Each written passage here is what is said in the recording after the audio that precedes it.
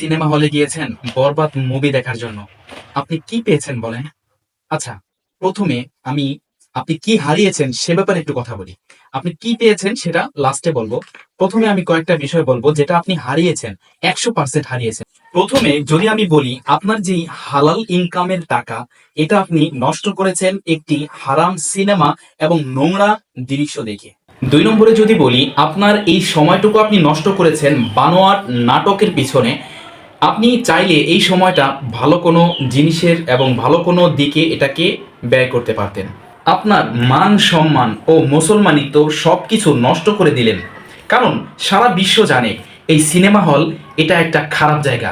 আর আপনি এখানে যাচ্ছেন আপনার ছেলে মেয়ে, আপনার স্ত্রী, সবাইকে নিয়ে ফ্যামিলি সহ এই একটা নোংরা দৃশ্য দেখার জন্য যাচ্ছেন নোংরা একটা জায়গায়। যেহেতু আপনি সিনেমা হলে গিয়েছেন, সেহেতু একটি কথা স্পষ্ট যে আপনার মধ্যে দিনদারিত্ব বলতে কিছুই নেই।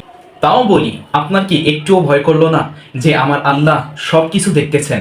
আমি কিভাবে একজন মুসলিম হয়ে নির্লজ্জের মতো এই বেহায়াপনা মুভি ছবি এগুলো আমি সিনেমা হলে দেখার জন্য যাচ্ছি। সবশেষ একটি কথা, আপনার মৃত্যু এবং কবরের কথা কি একটুও মনে পড়লো না? যদি আপনি বিশ্বাস করেন আপনার মৃত্যু একদিন হবেই, তাহলে আপনি আজকেই তওবা করে নেন এবং যতদূর সম্ভব এই সমস্ত নোংরা এবং খারাপ জিনিস থেকে আপনি দূরে থাকুন।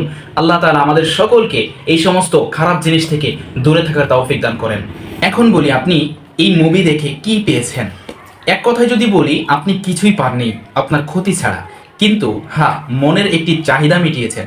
তবে একজন মুসলমানের সন্তান হয়ে, মুসলমানের ঘরে জন্ম নিয়ে, আপনি একজন ইমানদারের সন্তান হয়ে আপনি এমন নোংরা কাজ কখনো করতে পারেন না। তো বন্ধুরা